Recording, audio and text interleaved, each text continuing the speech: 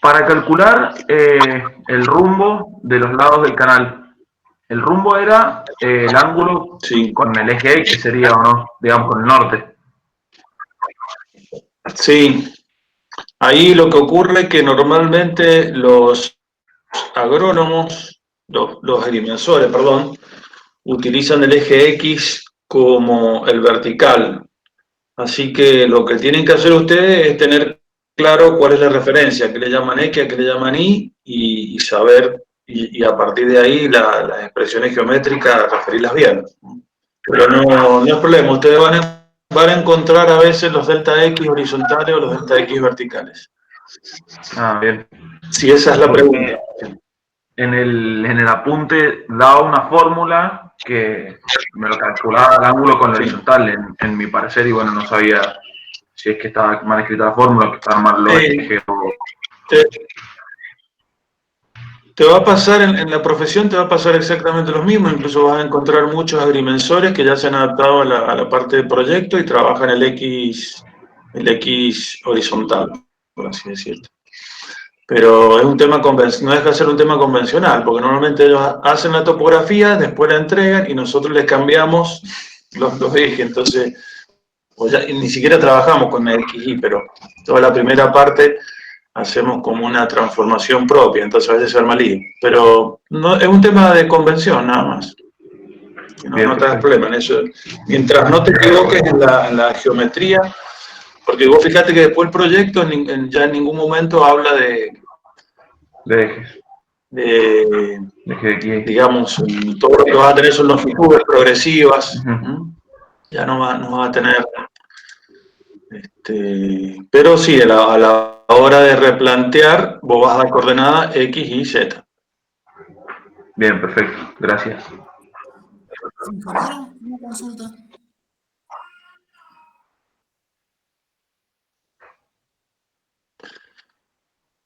Bueno, dado que son las 11:04,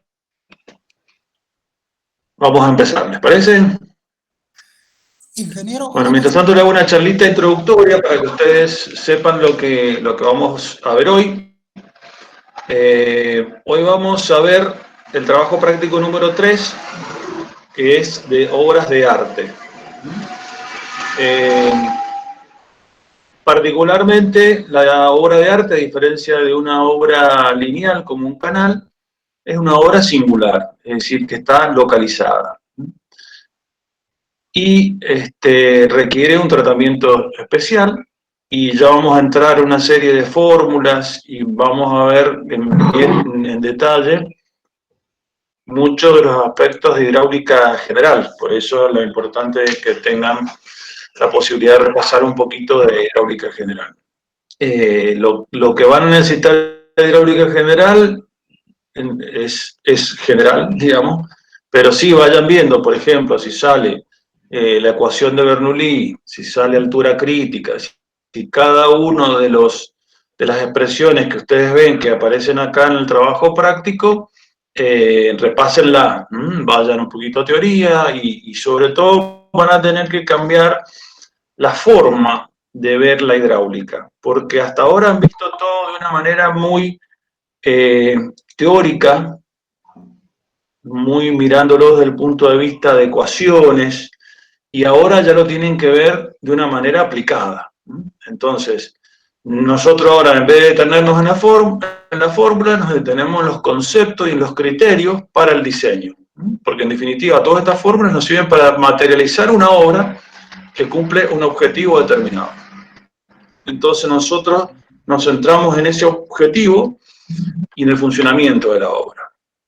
Entonces, todo el formulario que tengan está todo muy bien, pero después tienen que saberla interpretar. Cómo incide en el funcionamiento, cómo incide en la economía, cómo inciden las restricciones que podemos tener de espacio o de lo que fuera.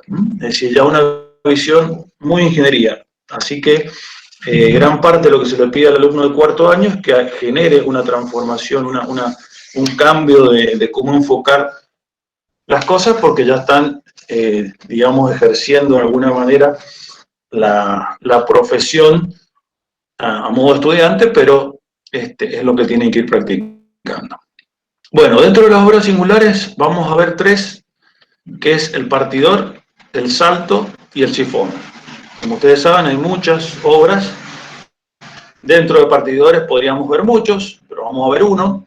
Y manejando los conceptos hidráulicos de estas tres obras de arte, si lo tienen en claro, pueden hacerlo extensivo a otras obras. Por eso consideramos que uno de estos tres van a andar bien. Bueno, voy a pasar a empezar el práctico. Así que voy a compartir pantalla.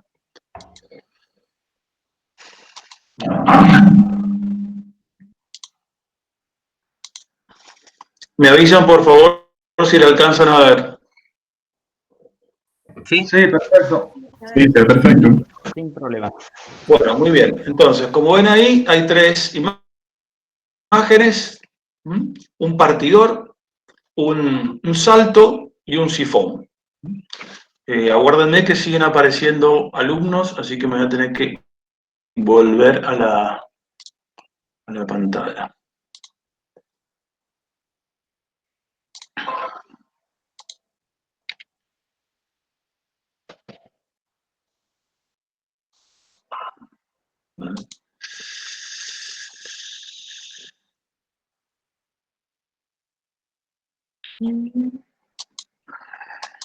Bueno.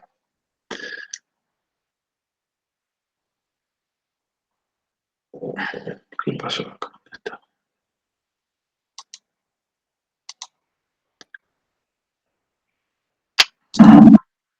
¿Lo ven ahí? Vemos el escritorio. ¿Vieron? No, una carpeta de usted. Claro, o sea, la carpeta donde están el Excel, el Power y todo. A ver, espérense. Vamos a ir. ¿Qué pasó acá?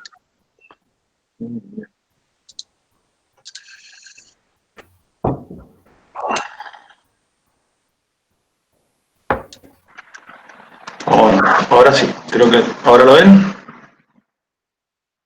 Sí, ahora sí. ¿Se ve bien? Sí, sí. Bueno, perfecto. Ahí lo extiendo. Lo que pasa es que justo donde tengo que poner el mouse, me llega el mensaje y cosas, me tapan la ventanita y no me dejan ver. Bueno, ahí está. Bueno, entonces les decía, vemos en la parte izquierda una hoja partidora, en este caso una hoja partidora móvil, es una posibilidad que hay para realizar particiones de agua, tanto para hacer distribución de lo que podría ser un canal en dos ramas, o pueden ser también partidores más chiquitos, donde a lo mejor la partición nos permite realmente entregar el agua, o sea, hacer una entrega a un usuario, podría ser una finca. Acá vemos un salto que se ve vacío para que ustedes puedan apreciar el cuenco, que está lleno de agua, es decir, aun cuando el canal esté vacío, ese cuenco queda con agua. Y acá ven un sifón donde cruza un cauce, por lo tanto la geometría se dirige hacia abajo y el agua entra a presión y sale del otro lado a gravedad. Entra a gravedad, entra a presión, cruza todo el cauce y sale a gravedad. Bien, la primera hora que vamos a ver es el partidor, que consiste en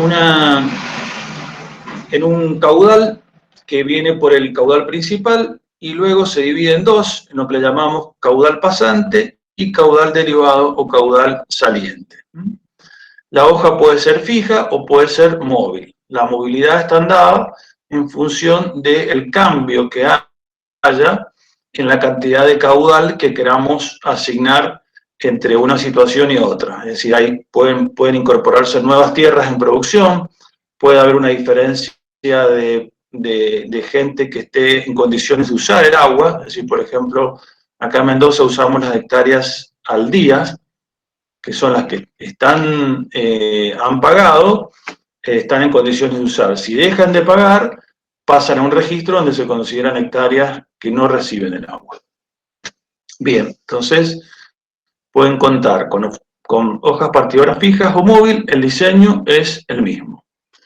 ¿Cuáles son los datos que vamos a considerar? Bueno, tenemos un caudal de entrada o caudal principal de llegada de 48 metros cúbicos por segundo y los dividimos en uno de 30 y otro de 18. Es decir, con una partición en un porcentaje. ¿Cuál es el principio de funcionamiento de este partidor? Que el ancho es proporcional al caudal. Quiere decir, como les dijo el ingeniero Gargullo, si la hoja partidora está a la mitad, va a partir mitad del caudal para cada lado. Si la hoja está al 30% del ancho, el caudal derivado va a ser un 30% del caudal. Después hay unas correcciones que ya lo vamos a ver por qué se hacen y cómo se hacen.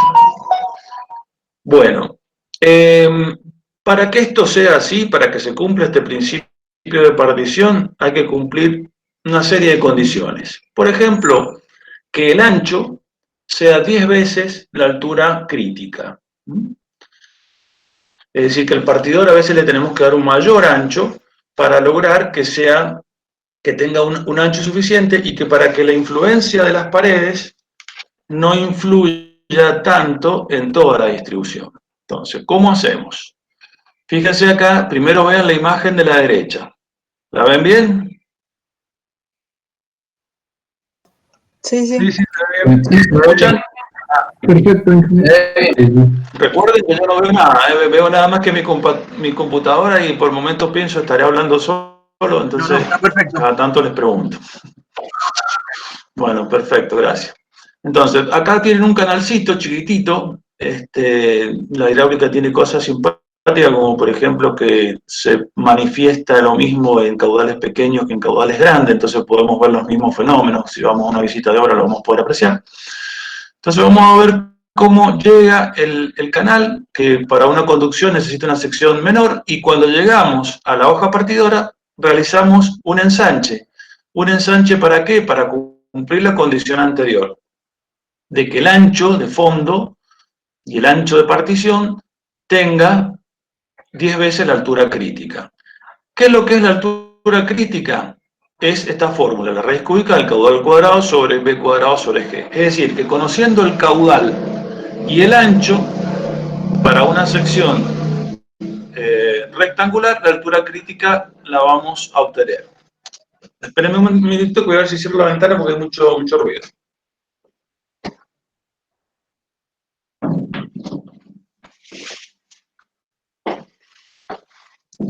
Bueno, estamos mejor. Bueno, entonces, ¿qué es lo que hacemos? Nosotros tenemos el caudal de 48 metros cúbicos por segundo, tenemos una pendiente de 1 por 1000, el coeficiente de Manning depende de la rugosidad, es muy común utilizar el hormigón en 0.015, y tanteamos con el ancho B, que nos van a ir dando distinta altura, lógicamente en la medida que vayamos aumentando el ancho se nos va a bajar la altura. Entonces, finalmente, calculamos la altura crítica con esta fórmula que tenemos acá, y verificamos que 10 veces la altura crítica sea mayor que el ancho B. Si el ancho es 12, 10 veces la altura crítica es 11,8. O sea, hemos llegado un poquitito más que las 10 veces la altura crítica para poder verificar. El anterior era 12,5, que sería que el ancho B, 12, es menor que 10 veces la altura crítica. ¿Lo ven bien eso? ¿Se entiende bien? Ingeniero, una consulta. Sí. ¿La restricción esa de que el ancho sea mayor a 10 veces la altura crítica es experimental o sale de alguna deducción teórica? Sale de una experiencia que tiene que ver, junto con lo que vamos a ver un poquito más adelante, que ocurre que, imagínense, en esta misma figurita que vemos acá en esta foto de la derecha, imagínense que fuera muy angosto, muy angosto. Esta hoja partidora, apenas se mueve un poquito, estaría influyendo mucho en la partición. Entonces es como que, por una cuestión de precisión, tratamos que hacer que cualquier error de la ubicación de la hoja partidora no influya tanto. Eso por un lado. Por otro lado, nosotros aceptamos una velocidad media uniforme, cosa que en la realidad no lo es. Fíjense que, por ejemplo, en esta planilla nosotros decimos que la velocidad U es 2,5 y estamos considerando que la velocidad es constante en todo ese ancho. Sin embargo, en las zonas de fricción, tanto en el fondo tenemos toda la fricción en forma uniforme, pero en los laterales y en la hoja partidora, la sección más chiquita va a tener más perímetro de contacto, por lo tanto va a tener más fricción. Entonces, si no tenemos un ancho suficiente, estamos castigando mucho a el menor caudal que estaría ingresando por el caudal chico como consecuencia de la influencia parietal. Esa es la razón, es decir, sale de experiencia y esa experiencia responde a lo que uno observa, que sabe que va a tener mayor influencia parietal en los lugares donde tiene menor ancho. ¿Se entendió? Sí, muy claro. Muchas gracias. Bueno, bien. Entonces, otra condición es que el caudal derivado sea un 10% del caudal pasante. Es decir, que si nosotros tenemos una partición muy desproporcionada, es decir, que el caudal derivado es chiquitito respecto al pasante, bueno, tenemos el mismo problema recién, estamos castigando mucho al chiquitito, entonces ponemos como condición que sea por lo menos el 10%.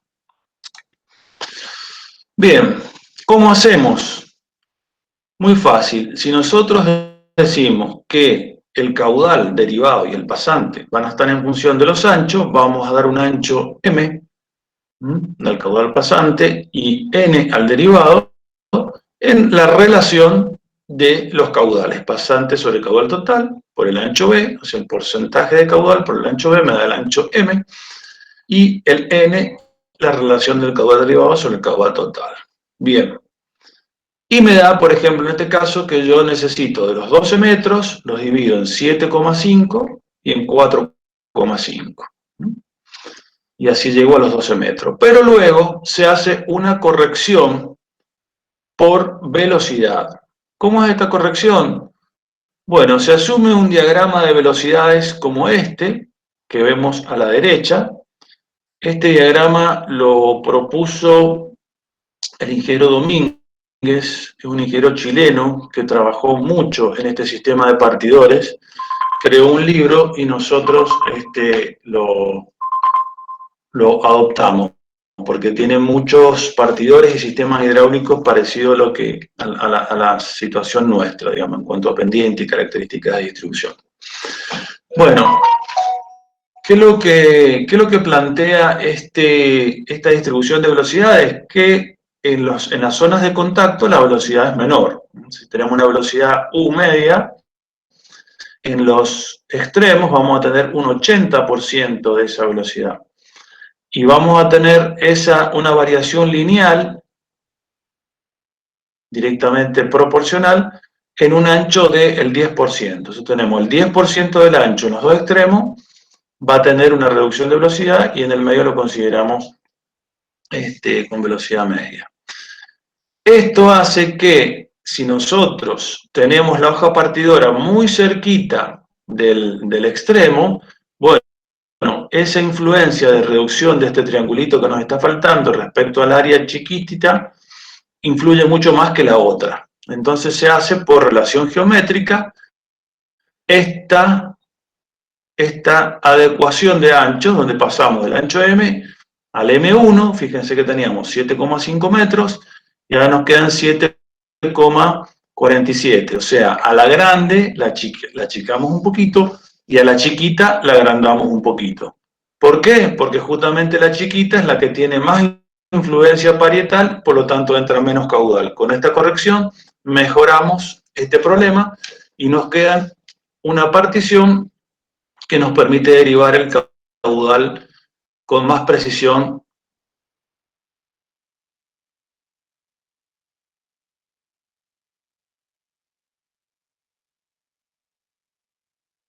que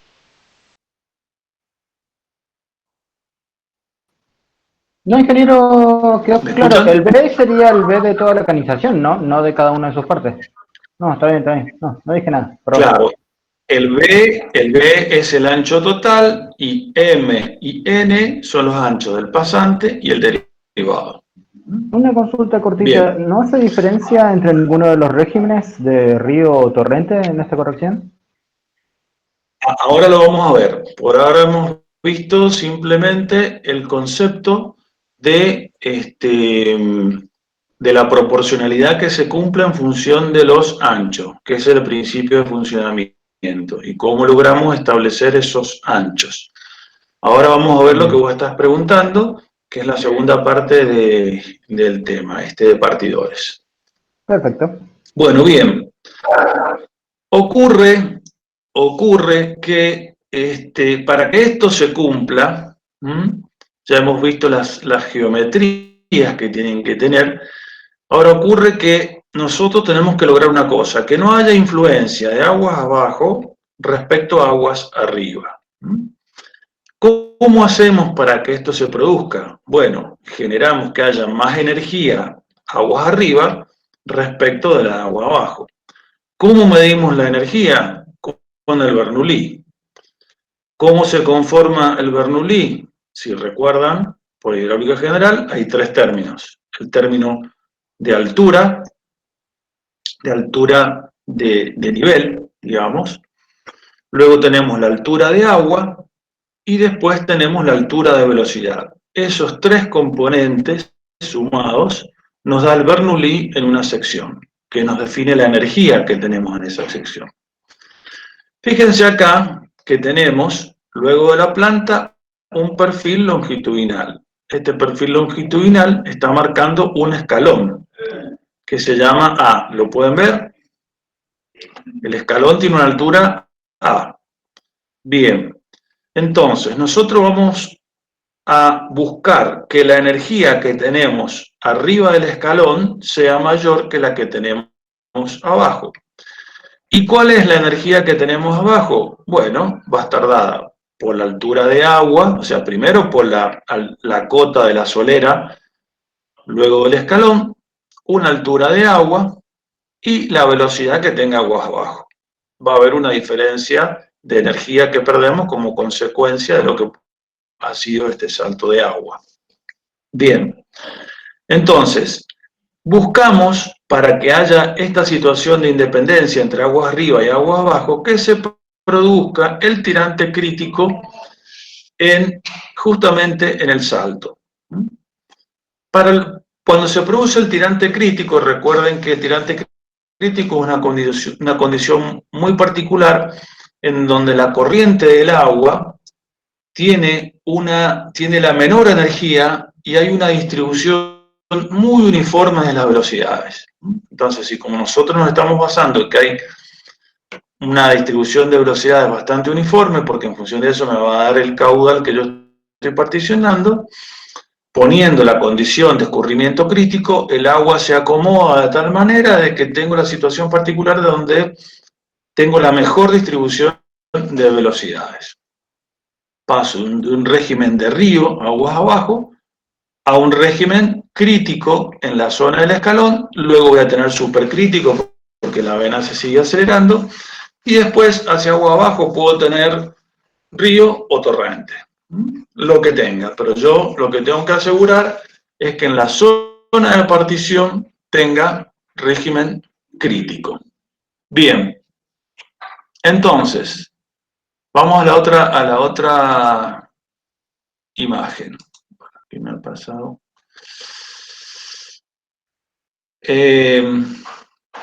¿Cómo calculamos este caudal, este escalón?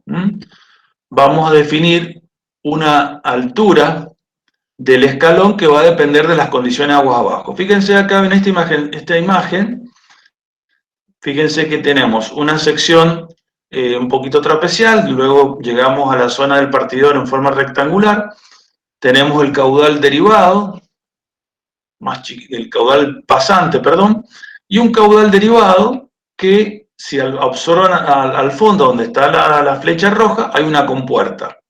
Fíjense que esta zona de compuerta que va a entrar a turno entre una propiedad y otra, puede ser que al bajar esa compuerta se produzca un remanso y pueda ahogar la partición. Es decir, que esta zona, este derivado que está más alto, va a condicionar la posible influencia del partidor. Entonces, yo tengo que calcular las condiciones agua abajo del pasante y del derivado. Y de los dos, el que esté más alto o el que me dé mayor energía, es la energía que yo tengo que vencer para que desde aguas arriba pueda, digamos, dominar hacia aguas abajo sin influencia. Entonces el escalón, en la medida que lo levanto, me da más energía, mayor altura, y puedo vencer esa posible energía que me está influyendo desde aguas abajo. Entonces, analizo ahora los dos cauces que tengo aguas abajo, el pasante y el derivado. Cada uno tiene un caudal distinto. En este caso hemos supuesto que tiene la misma pendiente, el mismo coeficiente de Manning. Los anchos ya lo habíamos calculado. Entonces vamos viendo qué alturas tienen que tener. En este caso vamos a ver dos alturas distintas, porque en la medida que los caudales sean distintos, aunque sean iguales las pendientes, nos va a dar distintas alturas, que es la línea, los cuadraditos grises, que son los que yo toco. Reviso qué FRUT tengo para ver qué régimen voy a tener aguas abajo, o sea que he vuelto el régimen de río, por lo tanto, si pasé de supercrítico a río, voy a tener un resalto. Bueno, bien, entonces yo ya tengo las alturas que voy a tener aguas abajo. ¿Cómo hago con el escalón? Volvemos a la figurita de acá abajo. Yo digo que la altura del escalón más la altura crítica más 1,5 de la altura crítica. ¿Por qué 1,5 de la altura crítica? Porque yo sé que la energía que tengo en una condición crítica me permite decir que el Bernoulli está conformado por la altura de posición, que en este caso va a ser A, porque estoy tomando como 0, como valor de referencia, el fondo de la solera aguas abajo. Tengo el escalón A más la altura crítica, y 1,5 de la altura crítica es 0,5 de la altura crítica es la velocidad crítica. Por lo tanto, 1,5 de la altura crítica es la energía de altura más velocidad. Eso es un concepto de hidráulica general, si lo recuerdan, y si no les mando en una hojita después la formulita de cómo se logra esto. Pero sepan siempre que cuando ustedes marcan una altura crítica, si lo multiplican por 1,5 van a tener la energía crítica en ese lugar. ¿Está bien? Entonces, planteamos la fórmula de arriba. ¿Qué es lo que dice? Que la altura del escalón A más 1,5 de la altura crítica va a tener que ser mayor que la altura normal aguas abajo. Lo multiplico por 1,15, considerando que puedo tener una altura un poquito mayor. Es un coeficiente de seguridad, es el valor que se toma. Fíjense que en hidráulica siempre manejamos coeficientes de seguridad bastante bajos. Entonces acá despejamos el valor A, que es 1,15 de la altura normal menos 1,5 de la altura crítica.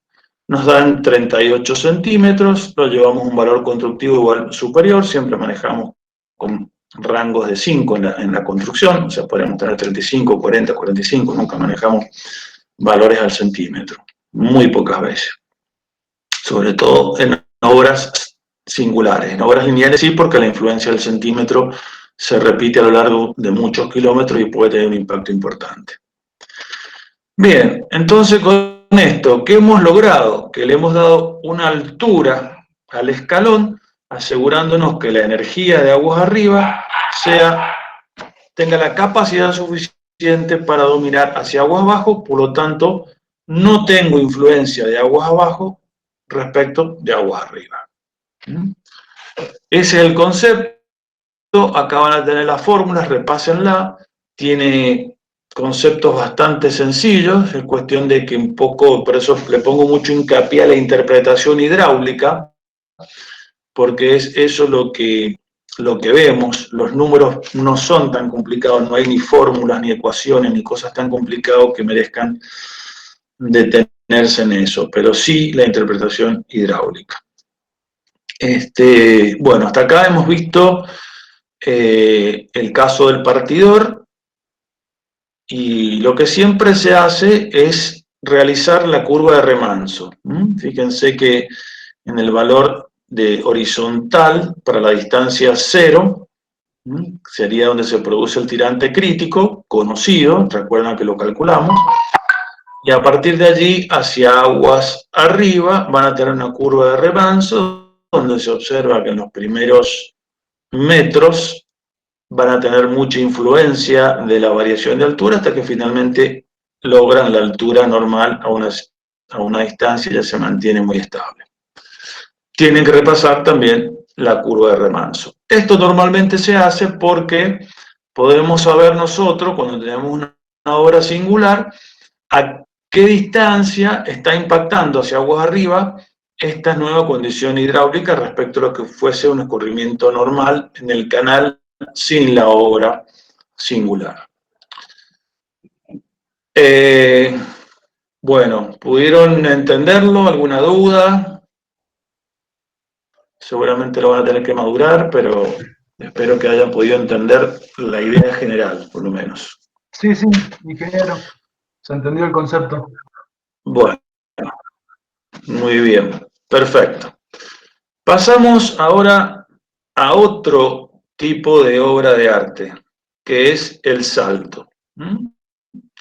Como ya les han explicado el ingeniero Comensoro, el ingeniero Garbullo, el salto lo podemos tener por distintas situaciones, porque la topografía nos dice que nos conviene adecuar la pendiente generando un desnivel, o porque hemos tenido que venir con una pendiente menor para lograr un partidor, logrando el régimen de río, y pasado el partidor ya nos queda muy alto, nos conviene generar el salto y seguir en un nivel más bajo. Bueno, hay una serie de condiciones que nos dice que podemos generar un salto, una obra localizada, a diferencia de un camino. Ayer veíamos el tema de las obras viales.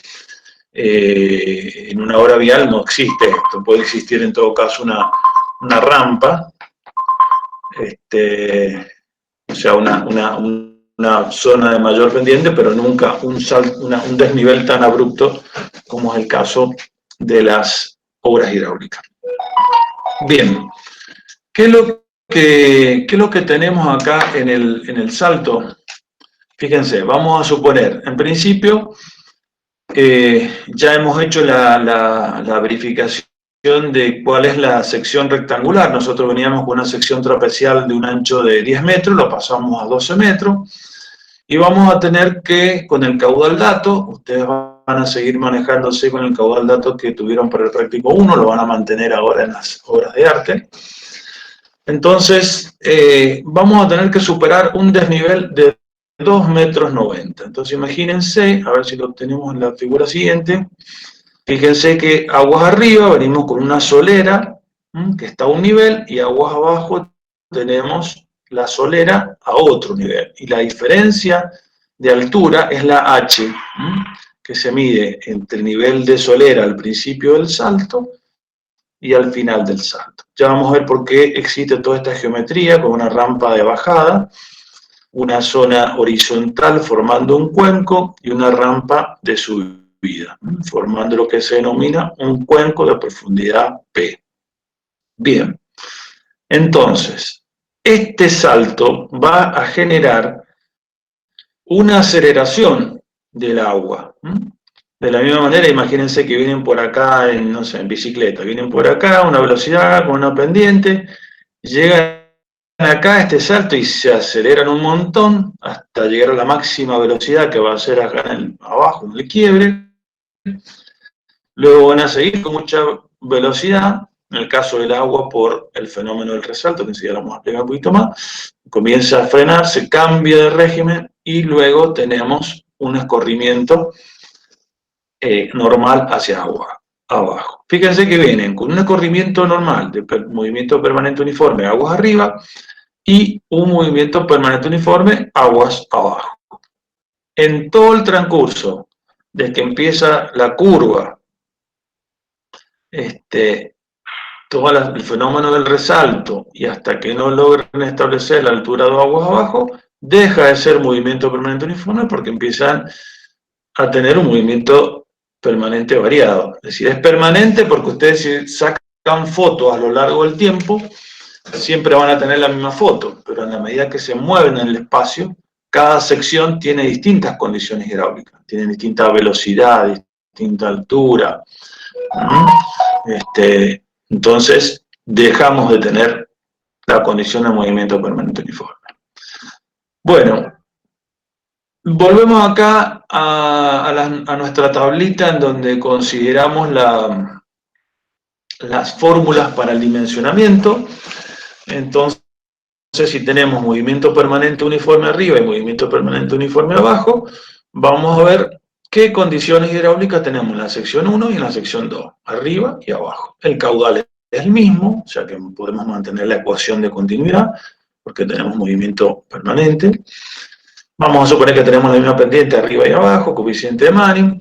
Bueno, la misma altura y mismo ancho, es decir, tenemos las mismas condiciones agua arriba y agua abajo.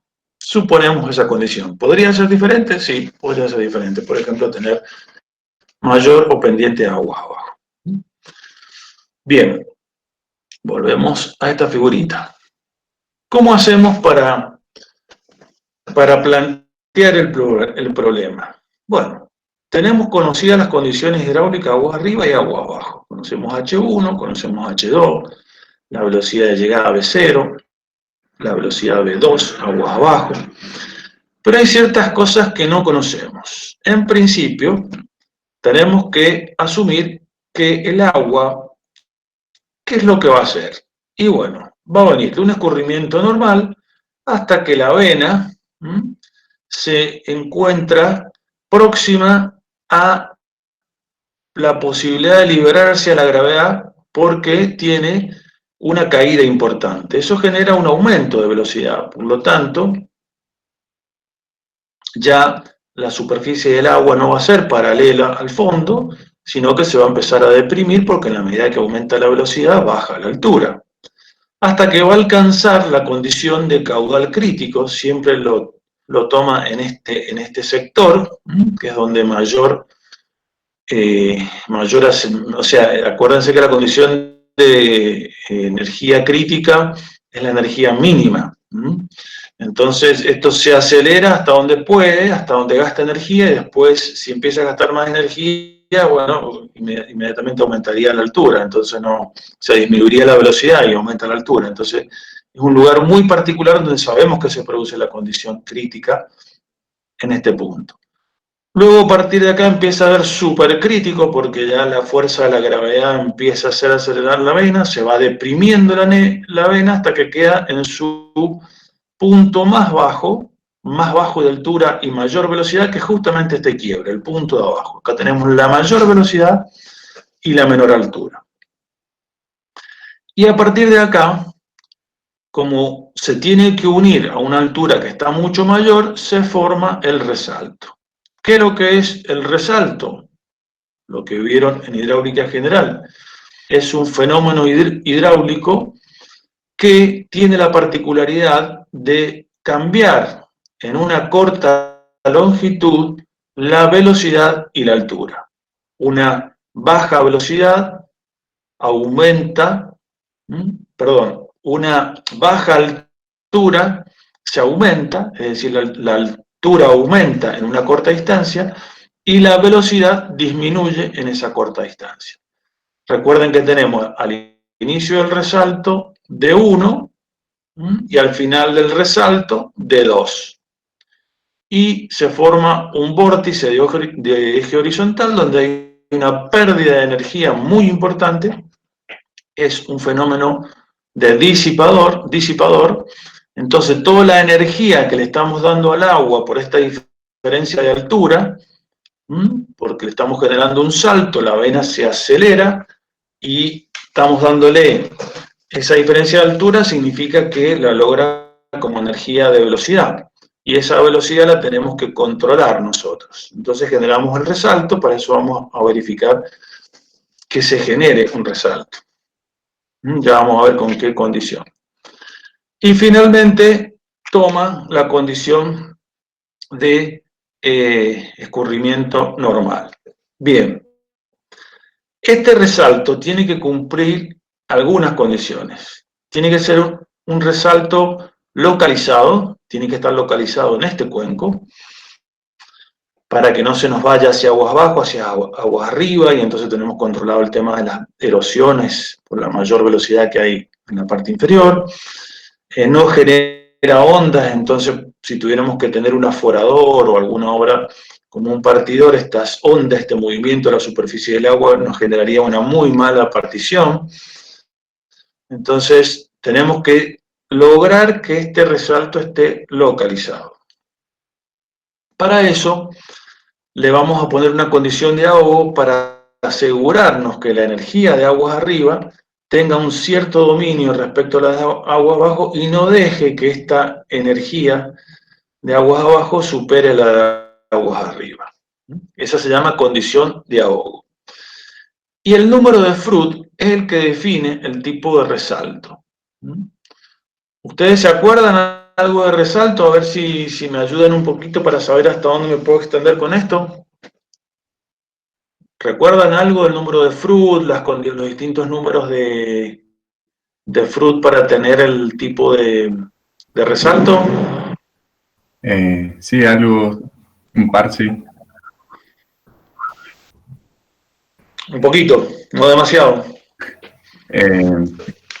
Yo me acuerdo que tenía que ser mayor a 1,5 y creo que para que sea rechazado era 4,5, puede ser. Bien, tiene que estar entre 4,5 a 9 para que el resalto sea estable. De esa manera el resalto es permanente y estable, es decir, nos aseguramos que haya un fenómeno de disipación bien producido. Mayor de 9 ya es un resalto fuerte y tiene tanta energía que genera problemas, por lo tanto tenemos que bajar ese número de Froude. El número de Froude se define acá, en este punto donde tenemos la velocidad 1, justo en el quiebre entre el fin de la rampa de aguas arriba y la zona horizontal del cuenco. Ahí el Froude tiene que estar entre 4,5 y 9. Si es menor a 4,5 pueden darse dos cosas, que este resalto sea oscilante, o sea que el resalto vaya y venga y genere una perturbación hacia abajo, o que sea ondulante, es decir, que el resalto parece estable, pero se forma superficialmente una onda que también se traslada hacia aguas abajo. Entonces, para que esté bien ubicado este resalto, el Froude tiene que estar entre 4,5 y 9, y ahí nos aseguramos que sea permanente y estable. Y en la medida que sea ahogado, lo tenemos localizado para nuestro caudal de diseño. Recuerden que vamos a tener distintos caudales. Normalmente el caudal más desfavorable es el caudal máximo. Entonces, para caudal máximo se diseña todo este cuenco. Bien, entonces, nosotros no conocemos ni D1 ni D2, que son las alturas del resalto, que lo tenemos formulado por la ecuación de la momenta. La ecuación de la momenta relaciona D1, D2 con la velocidad de entrada del resalto. ¿Qué otra cosa conocemos? Bueno, tenemos la ecuación de continuidad. La ecuación de continuidad que está dado que nos dice que la velocidad V1 por D1, acá abajo, por el ancho del cuenco, que es rectangular, nos permite establecer D1, pero a su vez está en función de V1 que no lo conocemos.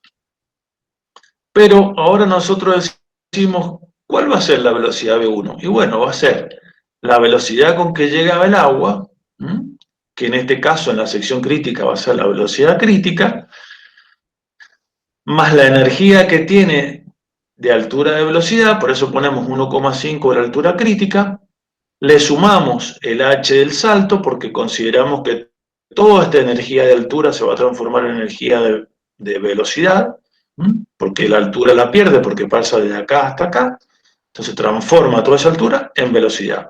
Por lo tanto, estamos despreciando la fricción que hay en esta rampa. Y luego tenemos P. P es la altura del cuenco que tenemos que diseñar ahora para ver qué profundidad le tenemos que dar al cuenco. Entonces así formamos una ecuación con un balance de energía, considerando que la energía en la sección crítica es la misma energía que donde se inicia el resalto. Fíjense que, recuerden que después de un resalto nosotros no podemos hacer un balance energético por Bernoulli porque hay mucha energía que se ha perdido. Si ustedes están cerca de un resalto van a ver que hay sonido, que ese sonido es energía, hay hasta calor que se disipa, toda esa energía se pierde, por eso acá está marcando un nivel de energía de referencia inicial y un delta, que es toda esa energía que pierde el resalto. Bien, ya tenemos conformadas estas dos ecuaciones, la del balance energético, la de la continuidad, luego tenemos la ecuación de la momenta, que es la que vieron en hidráulica general, que relaciona las dos alturas conjugadas del resalto, y ahora ponemos la condición de ahogo, que decimos que acá, al final del resalto, decimos que D2, un poquito incrementado para que esté asegurada en 1,5, sea menor que la altura del cuenco P más H2. Es decir, que esta altura de P más H2 sea un poquito más grande que D2 incrementado. Entonces estoy asegurándome que esta altura va a ser mayor, entonces no va a dejar que el agua, el resalto, se vaya hacia aguas abajo, porque le estoy dando la condición de ahogo y lo tengo, digamos, condicionado a mantenerse en esa posición. ¿Estamos bien hasta acá? ¿Han entendido esto? Sí, sí, perfecto. Sí, perfecto. Perfecto. Sí, se entiende. Estoy tratando de hacer un poquito de repaso de hidráulica general. Fíjense que sin fórmula, estoy tratando de que la fórmula se vea reflejado en el fenómeno, porque ustedes si logran ver el fenómeno, después inmediatamente van a relacionar la fórmula y qué me está diciendo esa fórmula. Y normalmente esta materia, tanto en la parte conceptual como después como la evaluamos, siempre buscamos que el alumno le quede esos principios de funcionamiento, porque las fórmulas las encuentran hoy en día hasta en internet, en cualquier lado, pero tienen que saber qué es lo que están buscando y cuál es el objetivo. Bien, ahora tenemos que calcular el P, la profundidad del cuenco. Armamos una planillita así, que es una planillita que nos permite ir iterando. Entonces, como al principio de 1 no lo conocemos, tampoco conocemos el P, aplicando estas fórmulas, fíjense, si acá nosotros en esta fórmula no conocemos P, le ponemos 0, tampoco conocemos D1, le ponemos 0, bueno, nos va a arrojar un valor de B1, porque la aceleración de gravedad la conocemos, la altura del salto es dato, la altura crítica depende del caudal y del ancho, así que los conocemos. Por tanto, nos va a dar una velocidad B1. Para esa velocidad B1, con las otras fórmulas conocemos D1, podemos conocer D2, y ahí nos va a dar un P, y empezamos a comparar cuál es la diferencia de D1 respecto a la que teníamos original. Habíamos partido de 0 porque no la conocíamos, y ahora tenemos un D1 de 0,42. Entonces, vamos dando ahora, así como arrancamos con D1 0, ahora le damos el valor anterior, de 42. Por lo tanto, nos va a dar un P distinto, es decir, tomamos el P que nos había dado antes, ahora con el D1 y el P ya sí tenemos un valor mucho más próximo. Y volvemos a poner los valores que nos dio en la anterior hasta lograr que la diferencia del D1 sea 0 y la diferencia de P sea 0. Es decir, que nosotros necesitamos un P, ¿no? Tomamos un valor de 1,70 para darle un valor redondo y un poquito más, si estamos al lado de la seguridad. Y en función de eso conocemos el D1 y el D2 y el B, es decir, las condiciones del resalto. Bien. Entonces, hasta ahora, ¿qué tenemos conocido? Tenemos conocido el ancho, que es uniforme en toda la sección, y ya conocemos el P, la profundidad del cuenco. Nos queda ver cómo diseñamos esta rampa de bajada, la longitud del cuenco y la rampa de subida. Se me está yendo un poquito el tiempo. Bueno, vamos a ver. Opa.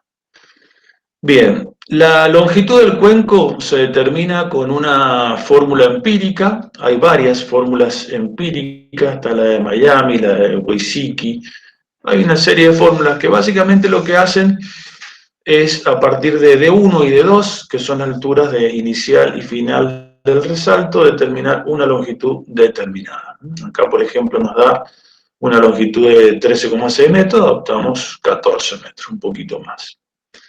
Y luego la curva de transición de aguas arriba y aguas abajo, que según sea la velocidad que tengamos, o la pendiente inicial, podemos utilizar una ecuación de tipo parabólica, que es una ecuación que responde a la ecuación del tiro oblicuo de segundo grado, que da una geometría como la que ven acá en el dibujo. Fíjense que entre la solera de aguas arriba, que es horizontal con una pequeña pendiente, luego siguen con una forma parabólica hasta alcanzar que la tangente tenga 45 grados. Después siguen con 45 grados hasta empalmar con el fondo del cuenco, y el extremo del cuenco, volvamos a la figurita anterior, esta parte tiene una forma parabólica, acá salió muy redondeadito, pero en general tiene una forma parabólica hasta que llega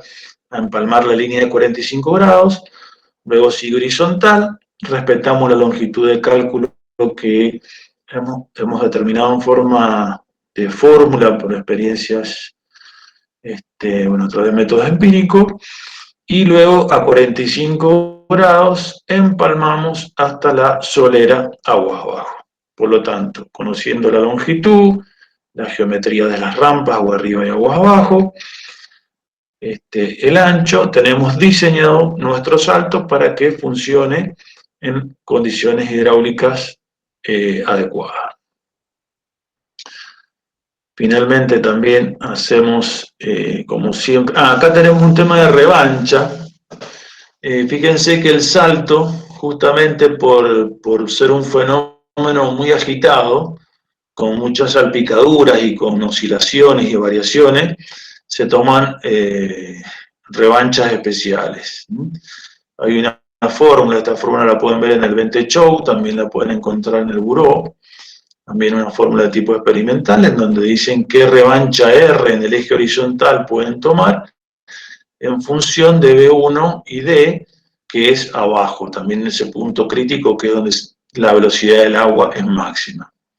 Observen ustedes que en la zona de aguas arriba la lámina se va acelerando, pero es muy uniforme, es muy controlada, entonces la revancha es relativamente baja, van como copiando el coronamiento paralelo a la solera, hasta que llega un momento en donde van a tener toda la zona del cuenco de mayor altura, y una vez que se ha producido el resalto ya pueden generar un coronamiento descendente hasta empalmar con el coronamiento de aguas abajo. Una fórmula que está en los libros y que tienen que simplemente recordar que al encontrar una obra tan particular requiere un resalto, una revancha un poquito mayor por todo este fenómeno que tiene mucha turbulencia.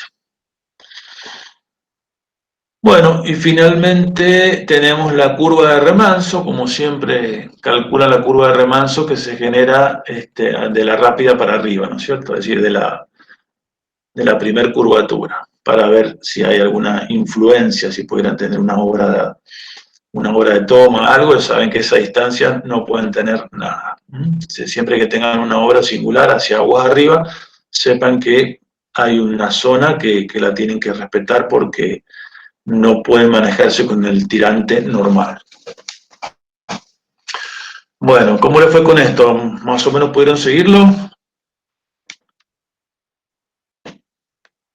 Sí, ingeniero. A mí me quedó una duda, ingeniero, Sí. en la diapositiva que tenía las fórmulas, en la primera, cuando realiza el balance térmico con Bernoulli, el balance energético, perdón, con Bernoulli, ¿entre qué secciones? Ahí dice entre sección crítica y el comienzo del resalto, pero ¿qué es lo que toma ahí? ¿Como una relación de altura? Claro, acá nosotros tenemos en la sección crítica, estamos comparando la sección crítica con la sección del inicio del resalto. Ustedes saben que la ecuación de Bernoulli, ustedes toman una altura h y la velocidad es v cuadrado sobre 2g. Entonces, como acá, para tener los mismos términos de altura y v cuadrado sobre 2g, fíjense que si ustedes multiplican h como v cuadrado sobre 2g y despejan v, le va a quedar raíz cuadrada de 2g por la altura. ¿Está bien? ¿Ven en la fórmula 1 donde dice v1 igual? Sí. Si la raíz cuadrada ustedes la pasan al otro lado, les queda v cuadrado. El 2g lo pasan abajo. Entonces el v cuadrado sobre 2g es igual a una sumaltores de altura. Que esa altura es la que se transforma en velocidad, que está por la altura del salto, h, más p, que está por debajo de la solera aguas abajo, más la energía que tiene, en el salto crítico, que es 1,5 de altura crítica, porque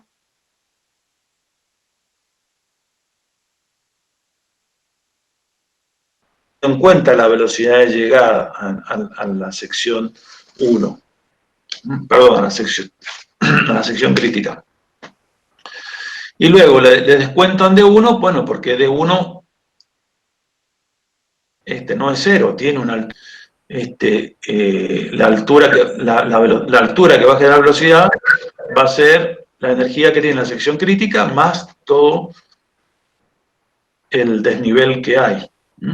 Sí. Bueno, ahí tienen las secciones a considerar, volviendo a tu pregunta, es entre la sección crítica y el inicio del cuenco. La ecuación de la momenta está dado entre D1 y D2, o sea, en la longitud del resalto. ¿Bien? Después, la condición de ahogo lo tienen exactamente al final de D2, que es prácticamente donde termina el cuenco. Si un cuenco estaría perfectamente diseñado, normalmente se deja que la longitud del cuenco sea un poquito más grande, pero bueno, se trata que la longitud del resalto coincida con la longitud geométrica que nosotros le estamos dando al cuenco.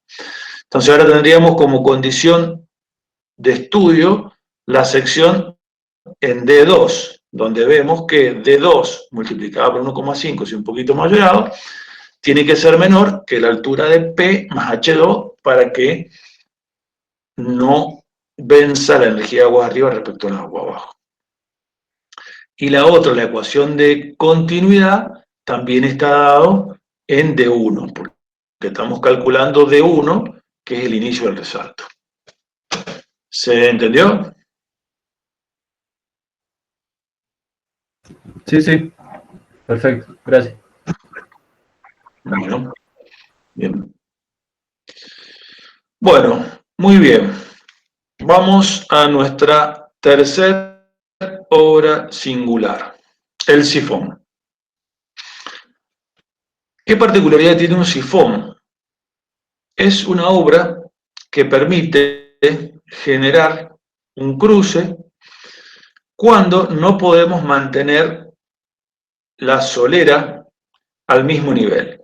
Es decir, supongamos que desde aguas arriba hacia aguas abajo, venimos con una altura a la solera y de repente acá hay algo que interfiere, podría ser un camino, podría ser un ducto, lo que fuese. Entonces tenemos que generar un desnivel que lo hacemos hacia abajo.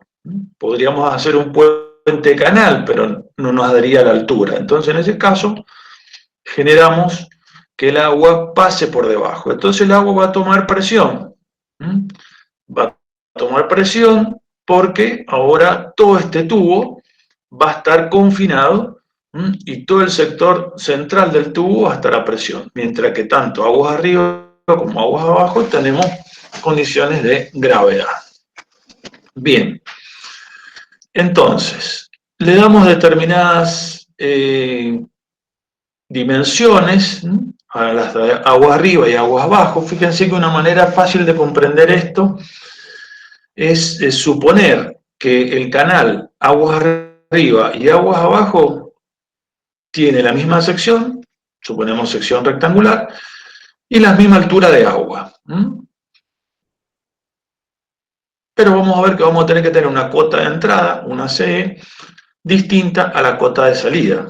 Que si fuera un canal, también vamos a necesitar una diferencia de altura, porque sabemos que el canal va perdiendo altura en su solera, pero vamos a ver que en el sifón, como tenemos que vencer una serie de resistencias, esta cota de salida va a tener que ser menor.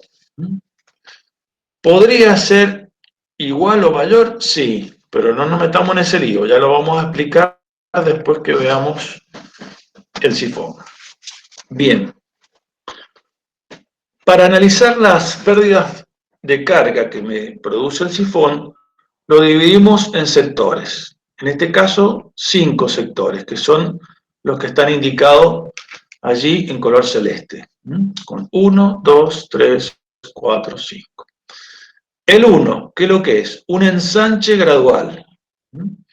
Para ver por qué el agua se ensancha, tenemos que ver la altura del agua. Fíjense que nosotros venimos con una altura H1 y en la medida que entra en la rampa, la altura es cada vez mayor, o sea, cada vez se va ensanchando la vena. El fondo tiene un ancho uniforme, que es rectangular, pero como la altura del agua aumenta, la vena líquida se ensancha, y se ensancha en forma gradual, en una longitud L1, que ahí dice LT, pero es L1. Es desde donde empieza la rampa hasta donde está el sifón, se va aumentando. Bien, luego ya no tenemos esto desarrollado en una longitud, sino tenemos una sección, que es la 2, donde rápidamente el agua pasa de una altura H2 a una altura H3, en una sección. Y eso lo llamamos un estrechamiento brusco, porque se estrechó rápidamente. Luego tenemos un tramo de conducción, que es toda la longitud 3, que va a tener una H3, una sección uniforme, hasta que va a encontrar la posibilidad de salir y generar el ensanche, que va a ser en forma brusca, porque va a pasar a la salida del tubo, el agua está encerrada en el tubo, y de repente se encuentra con una altura mucho mayor, que es la altura 4. Y luego, gradualmente, va a ir estrechándose en una longitud L5, pero igual que vimos en el ensanche, acá vemos que la altura cada vez menor, y gradualmente va perdiendo altura hasta que llega en la salida aguas abajo. Bien, entonces, en esta planillita calculamos la altura aguas arriba, aguas abajo, y ahora hemos definido las 5 singularidades que van a generar pérdida de carga y que las vamos a ir calculando una por una. ¿Pudieron entender bien esto? ¿Estamos claros? Sí, sí, perfecto. Sí, perfecto. Bueno, me alegra. Continuamos. Muy bien. Entonces, vamos a el cálculo de las pérdidas de carga. ¿Cómo se calcula la pérdida de carga por generar ahora una variación de hidráulica. Ustedes siempre tengan en cuenta que cuando el agua cambia de velocidad y va a requerir más energía, porque empiezan a ver, ya el flujo no se mantiene con los filetes con cierto ordenamiento, sino que empiezan a haber turbulencias y eso genera pérdida de energía que las tenemos que tener en cuenta si no se nos rebalsa el agua, si no se nos producen problemas que los queremos evitar. Acá fíjense, J1, ¿qué es lo que es? La pérdida de carga que se va a producir en todo el trayecto L1. En toda la línea celeste esa que ven ahí, la pérdida de energía va a ser J1, que va a depender de un coeficiente K por el producto de U cuadrado sobre 2G. Volvemos a decir acá que U cuadrado sobre 2G tiene el término de altura, multiplicado por el coeficiente K1, que ya vamos a ver de qué depende. Entonces va a ser como una pérdida de altura, es como que el agua, en la superficie del agua se nos va como cayendo cada vez que va atravesando una singularidad de esta. Si el nivel de agua se me va cayendo, yo tengo que saber que tengo el agua cada vez más abajo y tengo menos dominio, entonces tengo que saber cuánto se me baja. ¿De qué depende ese coeficiente K1? Fíjense, ahí dice 1 menos A1 sobre A2 por el seno de alfa. ¿Qué es lo que es alfa? Es el ángulo de variación de la rampa de ingreso. Y depende también de la relación entre A2 y A1, es decir, entre la sección final de esa transición y la sección inicial. Por lo tanto, si nosotros decimos, a ver, pregunta de examen, ¿cómo hacemos en un sifón para que en la embocadura tengamos menor pérdida de carga? Bueno, una forma sería tener un alfa chiquito. Por lo tanto, una variación suave de esta rampa nos permitiría tener menos pérdida de carga.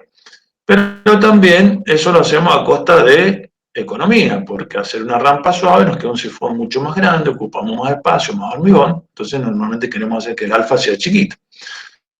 No va a dar más pérdida de carga. ¿Tenemos la pérdida de carga? Bueno, es lo que tenemos que verificar. Otra cosa, ¿cómo podríamos hacer? Y tener una relación de A2 sobre A1 menor. Entonces, bueno, como siempre, se generan las pérdidas de carga. Depende de la geometría. ¿Y la geometría en qué sentido? Por un lado, hay una cuestión de dimensiones y por otro lado, una cuestión de formas. La dimensión hacia la velocidad. Fíjense que J depende de la velocidad al cuadrado. Por lo tanto, en la medida que nosotros bajemos la velocidad en la singularidad, vamos a tener menos pérdida de carga. Y si a su vez tenemos geometrías más suaves, es decir, geometrías que acompañen de la forma que tomaría la vena sin estar forzado a seguir la geometría que nosotros le imponemos, menos pérdida de carga tenemos. Eso lo van a ver en los siguientes tramos del sifón, y en general se cumple así. Todas las leyes de la hidrodinámica y la aerodinámica parten de este concepto en donde en la medida que ustedes tengan menores velocidades y geometrías que acompañen al movimiento que naturalmente tomaría el fluido, la pérdida de energía sería menor. Bien, entonces, ¿qué es lo que hacemos? Bueno, para el ángulo alfa que tenemos, calculamos la sección con H1 y H2. Acá lo que vale no es la sección geométrica de hormigón, sino que vale la sección geométrica del agua. Conocemos el caudal, bueno, el resto son dimensiones de altura y demás. Y acá tenemos una pérdida por embocadura de casi 5 centímetros. Es decir, que la lámina de agua, la pérdida de agua es de 5.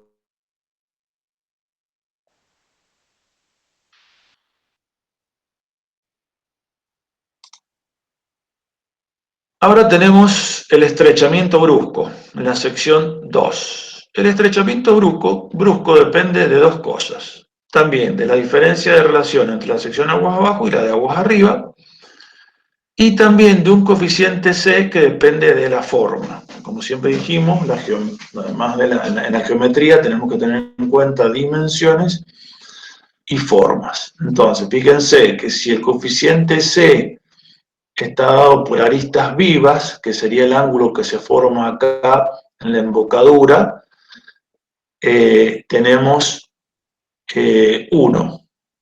Si en la medida que empezamos a tener aristas más redondeadas, más hidrodinámicas, el coeficiente C aumenta, y como mu depende de C y mu está en el dominador, nos va a dar un coeficiente K menor. Si es menor el coeficiente K, el producto de U cuadrado sobre 2G en esta sección, bueno, va a tener un J2 menor. En este caso nos da de 1 centímetro. Con esta fórmula aplican, ponen un coeficiente C, en este caso aristas vivas, porque bueno, es muy común por un tema de simplicidad tener geometrías rectas. Pero si tuviesen algún problema de pérdida de carga, podrían generar un abocinamiento acá y lograr una menor pérdida de carga. ¿Estamos bien hasta acá? Sí, sí. ¿Alguna duda? Sí, una consulta. Bueno, ¿Es común por ahí utilizar cansado. algún chaflán o algo? Sí, no es muy común, pero sí, sí lo he visto y sí lo he necesitado hacer, sobre todo cuando he tenido, por ejemplo, un tubo relativamente angosto respecto a un cabezal muy grande, se pierde mucha pérdida de carga, entonces conviene hacerle una embocadura de hormigón de manera abocinada, y la pérdida de carga disminuye y logramos tener una salida a mejor altura y más dominio. Perfecto. Bueno, ahora viene el tramo del tubo. El tramo del tubo que aplicamos la ecuación de Manning, simplemente. ¿De qué va a depender la fricción en este tubo? Bueno, depende de la rugosidad del material. Fíjense que acá ya dependemos de la ecuación de Manning, depende del N, de la velocidad que tengamos. Por lo tanto, si tenemos un tubo más grande, de mayores dimensiones, bajamos la velocidad y vamos a tener menos pérdida de energía. Además, esta pérdida de energía es por unidad de longitud. Por lo tanto, en la medida que más largo sea el tubo, mayor va a ser la pérdida de energía.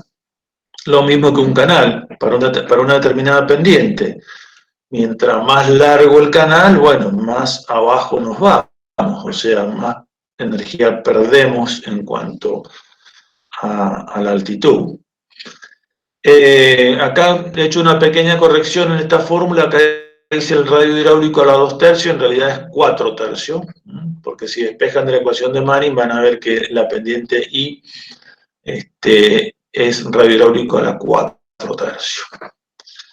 Bueno, ¿qué particularidad tenemos acá?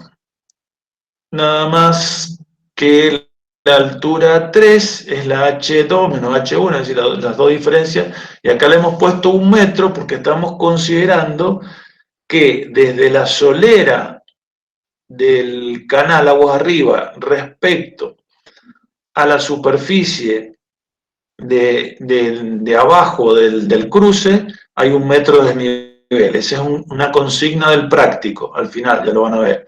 Entonces por eso decimos H2 menos H1 menos 1 metro, y entonces me da el H3. Es la única particularidad que tienen acá. Están a decir, ¿por qué 1 metro? Bueno, cuando vean al final el práctico se van a dar cuenta, pero no es más que sacar cuenta de diferencias de altura, de longitud, no hay nada particular. Y el resto es la ecuación de Manning con despejado la pendiente I. Multiplican I por L, encuentran el J3. La velocidad U3 es caudal sobre área, ecuación de continuidad, bueno, nada nuevo. Bien, ahora vamos al ensanchamiento brusco, acá cuando sale el agua. Cuando sale el agua se produce una expansión de la vena, y empieza a depender de dos cosas, como siempre, de la diferencia de secciones que haya entre aguas abajo y aguas arriba. En la medida que menor sea esa diferencia de secciones, menor la diferencia de pérdida de carga. Y un coeficiente, entonces este K4 va a depender básicamente de las diferencias de secciones y de la velocidad. Entonces, ahí podemos calcular el J4, es decir, la diferencia de altura, cómo se nos cae la superficie del agua acá al atravesar esta zona estrangulada que está aquí. Y el estrechamiento gradual, que, perdón, directamente, bueno, sería el de acá, es prácticamente despreciable, porque acá la vena tiene la posibilidad de acomodarse a la forma que naturalmente, como tiene libertad, toma la forma que quiera y no gasta más energía. Recuerden siempre que el agua, como tantas cosas en la naturaleza, van de un plano de mayor energía a menor energía por el lugar de menos gasto de energía. Entonces acá el agua tiene la posibilidad de acomodar su energía a la forma más cómoda, así igual que nosotros, digamos, y bueno, por eso J5 igual 0. Bien, entonces, hemos calculado J1, J2, J3, J4 y J5, que es 0. Entonces, ahora decimos, la sumatoria de los J son 7 centímetros. Quiere decir que nosotros necesitamos una diferencia, o sea, tenemos 7 centímetros de desnivel que nos produce esta singularidad. Entonces, ¿qué tenemos que considerar acá? Que la energía de entrada, donde está la cota de entrada, tiene que tener una mayor energía que a la salida. Para eso tenemos que tener en cuenta que a la entrada nosotros tenemos una cota de entrada que decimos que le tomamos como referencia 0, más la altura del agua, más 1 cuadrado sobre G. Recuerden que por una forma simplificada de entenderlo mejor, vamos a considerar H1 y H2 la misma altura y la misma velocidad. Entonces decimos, bueno, la energía de entrada es 2,23 porque tiene en cuenta la altura del agua y el 1 cuadrado sobre G. Y a la salida decimos, tenemos la cota de salida, que en este caso son 80 centímetros menos, más la altura 5, más U 5 cuadrado sobre G, y ahora le tenemos que sumar todas las pérdidas de carga que se han producido. Entonces me da que la energía a la salida, el Bernoulli de salida, es 1,52. Entonces podemos decir que tenemos mayor energía aguas arriba que aguas abajo, y la diferencia del balance energético me da positivo, por lo tanto el agua va a pasar con una energía suficiente venciendo todas las resistencias.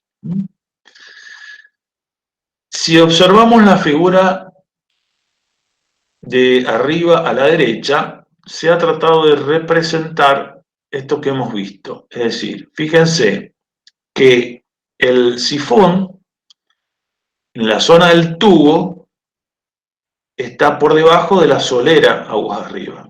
Y estamos generando acá que esto funcione a presión, por lo tanto esto toma carga hidráulica para poder atravesar el agua. Viene en principio como movimiento permanente uniforme, es decir, la línea roja que estaría representando la línea de energía es paralela al azul, que es la superficie del agua. Después la línea de energía ya deja de ser paralela porque dejamos de tener movimiento permanente uniforme. Y fíjense los escaloncitos en J2 y en J3, que son el estrechamiento brusco y el ensanchamiento brusco. Es decir, a nivel de sección tenemos una caída en forma en una longitud muy corta, casi nada. Las otras pérdidas, tanto J1 como J3 como J5, es una pérdida que se produce a lo largo de toda la longitud. Las otras son localizadas en una sección. Acá les pongo la particularidad que dice: igualdad de escala, la línea roja debería estar más próxima a la línea azul. Y sí, porque si nosotros acá decimos que estamos en régimen de río, esto hay que calcularlo siempre en régimen de río, y decimos que el b cuadrado sobre 2g, el b es bajo, es decir, la línea azul debería estar, la línea roja debería estar muy pegadita de la roja, estaría muy cerca. O sea, esto como que está separado a los efectos de que no moleste acá la obra del sifón. Bien, bueno, ¿cómo están hasta ahora? ¿Estamos bien? Ya estamos terminando. En realidad estamos terminando, ahora quedaría un poco de consultas y hacernos pensar un poquito, pero ya estaríamos. Sí, yo ¿Cómo tengo una lo consulta. ven? Ingeniero. Sí, disculpa.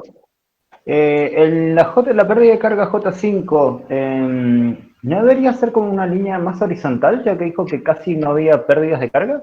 Sí, muy bien, muy bien, muy bien, sí señor. Muy bien, está puesto, acuérdense que esto es un esquema, no está hecho ni a escala, ni está hecho, digamos, debería estar horizontal, sí señor. Sí. Bien. Está indicado como que, bueno, nosotros decimos, son las 5 pérdidas de carga con las cuales la última la consideramos despreciable. Pero debería ser horizontal, muy bien, está muy atento. ¿Alguna otra consulta? ¿Sí? Ingeniero. Sí, te escucho. ¿La cota de salida de menos 0,8 metros es un dato del problema o de dónde salió? Parte de un valor que yo adopto porque sabiendo lo que quiero indicar acá es que voy a tener que tener la cota de salida menor porque justamente tengo que lograr tener más energía arriba que abajo, por lo tanto lo logro a través de una caída de la solera aguas abajo. Entonces verifico con 80 centímetros, esto va a depender de todo lo que yo tenga aguas abajo. De repente ustedes me pueden decir, bueno, 80 centímetros es mucho, lo bajo a 0,70. Bueno, lo verificamos, no importa, es un valor. Lo que tenemos que estar seguros es que se forma un desnivel. ¿Se entendió? ¿Está bien? Es un dato, digamos, un tanteo que se hace. Claro, hasta que verifique la pérdida de energía. Exacto. Fíjense, les hago una pregunta, a ver si la logran entender. Vamos a suponer que en vez de 80 centímetros hacia abajo, mantenemos algo como si fuera el dibujito que tenemos abajo, donde un esquema que no logra verse que la cota de salida esté a la misma cota, sea diferente la cota de salida respecto a la entrada. Vamos a suponer que sean iguales. ¿Qué se imaginan ustedes que va a pasar con el agua? ¿Cómo va a funcionar eso? A ver quién se anima a interpretarlo. Y debería estar estancada. Claro. ¿Qué significa estancada? Que no tiene ¿Que velocidad. no circula? Que no tiene velocidad. Y si no hay velocidad, No, ¿qué pasa? podría circular porque se formaría una carga del lado izquierdo, empieza a haber una mayor altura de agua y eso generaría el escurrimiento. Pero después de eso quedaría justamente, cuando deje de haber circulación, sería bastante más complicado. O sea, el agua va a buscar que haya un desnivel, pero lo va a buscar solo, generando por ahí un desborde. Perfecto, muy bien. Muy bien, me alegra que lo hayan entendido bien.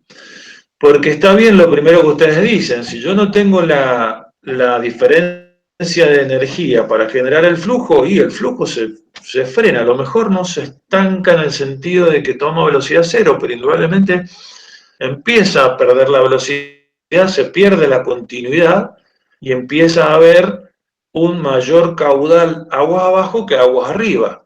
Esa diferencia de caudal, en la medida que se acumula el agua, empieza a aumentar la altura. Al aumentar la altura, aguas arriba, hacia la izquierda, como dijo compañero ustedes, logra tener mayor energía, que lo puede hacer siempre y cuando el agua no se pase del coronamiento, porque si el coronamiento no le permite tomar esa carga de agua y desborda, tenemos el clásico problema que vemos en los sifones, que cuando se tapan no hay flujo de agua, por lo tanto el agua intenta tomar energía y lo hace hasta que la geometría del cabezal y el canal se lo permite, si no se desborda.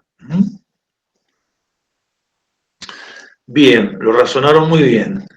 La otra cosa, supongamos que nosotros tenemos un canal que pasa de lado a lado, y de repente viene alguien que tiene una finca y dice, necesito pasar con un puente por acá y no puedo pasar por arriba del coronamiento, necesito un sifón para poder pasar el camión por debajo, porque bueno, el camión tiene una determinada potencia y no puedo tener muchos desniveles, así que necesito pasar a la altura que está indicado ahí en el gráfico. Entonces te agarran, demuelen el tramo donde va a nacer el canal y hacen toda la geometría del sifón. Lo construyen. ¿Qué les parece? ¿Cómo va a funcionar eso? ¿Y qué otra cosa le tendrían que agregar para no tener problemas?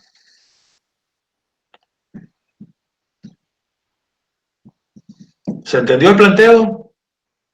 Yo por lo menos no lo entendí muy bien. Yo tampoco, ingeniero. Si lo... Yo me perdí un par en el planteo también. Sé que había un Vamos de camión nuevo, y que había que vamos de hacer un nuevo. sifón. Vamos de nuevo. Vamos a suponer que la cota de la solera de entrada es un canal, no está el sifón, seguimos con el canal y continuamos hacia aguas abajo con el canal. Por lo tanto, esta diferencia de cota de solera que nosotros hemos provocado en el ejercicio, teniendo una solera aguas abajo más baja que el de aguas arriba, no lo tenemos, porque tenemos apenas un desnivel que es la que me condiciona el funcionamiento del canal, que es una pérdida de carga mucho menor que el sifón. Por lo tanto, la cota de salida está mucho más arriba. Pero ahora yo vengo y le planto el sifón al medio y tengo la misma cota de salida que la que le corresponde al canal. Entonces, esa geometría no la puedo cambiar. O sea que he dimensionado el sifón para que produzca una pérdida de carga, pero la cota de salida no responde a la cota de un sifón, responde a la del canal. Entonces me quedó como alta la cota de salida. ¿Qué podría hacer yo para que ese sifón funcione? ¿Hay pendientes? La Alargar el pendiente, sifón. Podría ser que en Una revancha bien alta para que el agua pueda subir su altura libremente y continuar con el escurrimiento sin que rebalse. O sea, un coronamiento mucho más alto del normal para que el agua... claro, en aguas Perfecto. arriba. Perfecto. Esa es la solución. Se le hace un recrecimiento aguas arriba en una longitud suficiente de acuerdo al remanso que produzca y se le sobreleva el coronamiento, se le empalma con un anclaje y se le hacen unos 30, 40 centímetros, depende de lo que haga falta, de tal manera que no se modifica la altura del canal, aguas abajo ni aguas arriba, sino que se recrece para que el agua se sobreleve, tome energía de posición para luego transformarla en energía de presión y velocidad. Bueno, me alegra Consulta. que lo haya entendido. Sí. Yo pensaba que como ahí está me imagino que hay pendientes, o sea, que el canal tiene una pendiente, si era una opción alargar el sifón hasta que alcance la cota que podría funcionar, vamos a decir. O sería demasiado antieconómico, no sé. A ver, por un lado, alargar el sifón es antieconómico, pero en realidad lo que vos estás planteando sería bajar la solera aguas abajo. Ujú, claro. O sea, por ejemplo, claro, bueno, La y solera, ahí o sea, tendrías que... terminaría teniendo una salida más abajo al hacer que el sifón tenga una conducción más Bien. larga y llegue hasta un término más bajo. Claro, bueno, si yo aguas abajo tendría esa situación particular en la que supongamos tengo un salto cerca, ¿no es cierto? Entonces rompo el tramito de canal aguas abajo, bajo toda la solera, me queda un salto un poquito más bajo, y ahí sí estoy logrando bajar la solera de aguas abajo. Es una opción. Muy bien. No, pero es mucho Bien. más económico hacer la revancha. Normalmente sí, pero bueno, está muy bien que se analicen todas las posibilidades. Hay a veces que analizando otras posibilidades encontramos soluciones más convenientes, ¿no? Bueno, acá tienen la consigna del ejercicio, que básicamente lo que hemos visto, es decir, con el caudal de diseño que tienen para cada grupo, van a considerar que tienen un cruce de ruta con 1 metro, necesitan 1 metro por debajo, o sea, de la cota de solera tienen que bajar 1 metro el sifón. Y con eso diseñarlo. ¿Esto ya es parte del TP2 o 3? Bien. Este es el 3. ¿Ya estamos en el 3? ¡Wow! Sí, sí. Se me Estamos en aceleró el un 3, poquito el estamos en el corazón 3. ya. Sí. Bueno, ¿me ven ahí?